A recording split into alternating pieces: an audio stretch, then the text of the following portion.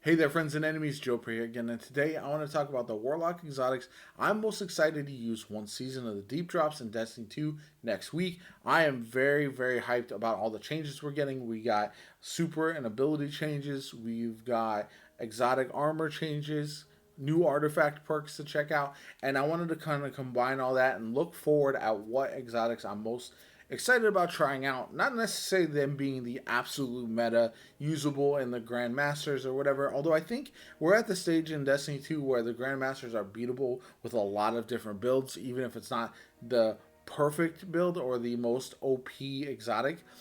But I just wanted to jump in that, kind of clarify that, because I do want to talk about my top five that I'm most excited about, looking forward to. And that's why you won't see things like Sunbracers, which I know is going to be very good. It's probably going to replace the Starfire Protocol, but it's just not going to be on my list because I'm not really excited about it.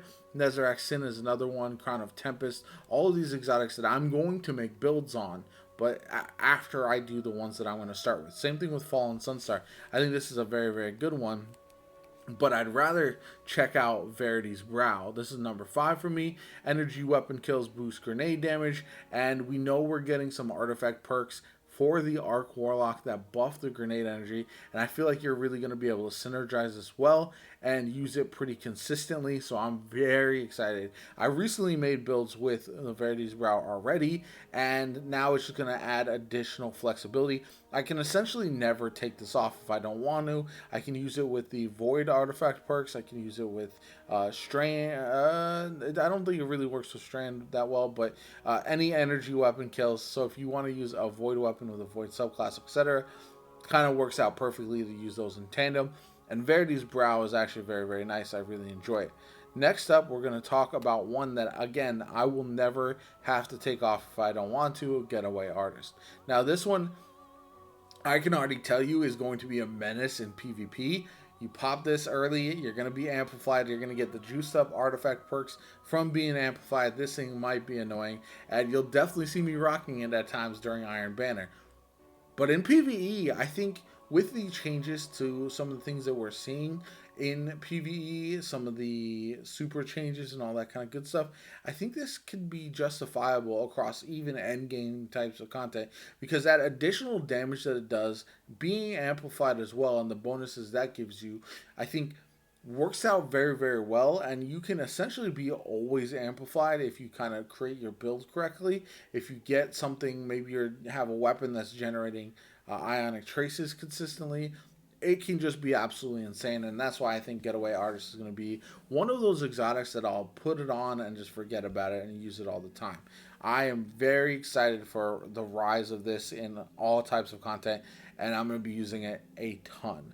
Then we keep going, and I look at some of these other options. There's a lot of good ones, but the next one that I wanted to touch on, Vesper of Radius. This one, already, I think people kind of underrate what it does a little bit. It's been used in stasis builds and PvP and other types of content, but I think with the updates and the buffs and all the adjustments that we're getting, this is one that I'm going to be really excited to try out and hopefully make some cool builds with. Maybe not the most OP, maybe not the strongest, but I think it could be a lot of fun, and that's why I want to put this on the list, even though it's not probably not going to be the most meta, but I feel like even in any types of content, getting kills with the arc shockwave that it kind of shoots forward is going to be very satisfying. Now, here's where things get a little bit interesting, because there are some very good options over here that I think could be very good. Like, I think Mantle of Battle Harmony is going to be great. I think Chromatic Fire will be a lot of fun, and Swarmers, some of these other options. But for me, the one I'm most excited to use and pray that's finally going to be very usable, very viable, very fun, Storm Dancer's Brace. This is one I've been waiting for a long time, because ever since it's come out, Stormtrance has never really been that strong. And so now that you have this, and it's going to, when you defeat a target, increases the damage you deal with it, and refund super energy when Stormtrance ends. The potential for this, now that they buffed the roaming supers in PvE, is very high. Will it be great? I don't know. We'll have to wait and see how that buff actually affects different types of content. Knowing that you have landfall built into your storm trance already is very nice because you can just drop it, get some kills, and then just do a bunch of damage.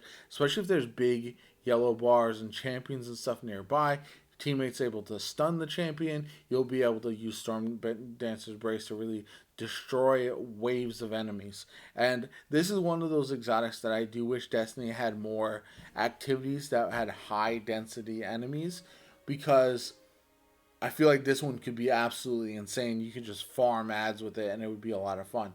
So that's one thing that I'm excited about, and I think of all the exotics, like I said, this is the one I'm most excited about because as I've been looking through some of the other ones, there's just a lot of them that I think could be very good, but unfortunately, just are not exciting to me right now. Right? I want to. I've been playing Destiny 2 since launch. I want things that are going to feel fun more than be broken strong. That's just my personal playstyle right now. And there's a lot of things in the game that I think are very, very good and will provide a lot of options that maybe not everybody is using. Those are the types of builds you're definitely going to see me making as well, because I enjoy going off the meta a little bit, going with things that maybe are not necessarily uh, the thing everyone else is looking at. That's just my personal playstyle. Anyway, so yeah, Season of the Deep comes out next week. I'm very excited about it. Geomax stabilizers, I hope, get a little bit of shine here. There's a lot of other exotics to kind of talk about. This one here, there's an artifact perk that getting a finisher will grant your allies Devour if you have a Void subclass on, and your Empowering Rift grants you Devour. Damage dealt from within will disrupt. If this could be good, I would be absolutely floored.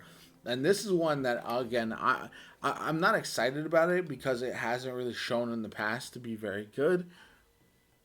But it's one that if potentially could be amazing, and I want it to be. I think granting Devour is good. Having something where you can get a finisher and give your allies Devour as well could be very useful.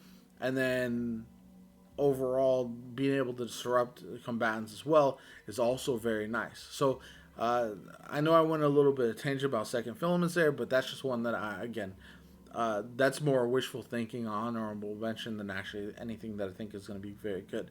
Anyway, my name is JoPa. If you enjoyed the video, hit that like button, subscribe to the channel. Helps me out tremendously. Shows you want to see more Destiny 2 content from me. I'm going to have a ton of videos once we hit Season of the Deep. We'll probably get a trailer. We'll probably get all kinds of new content dropping.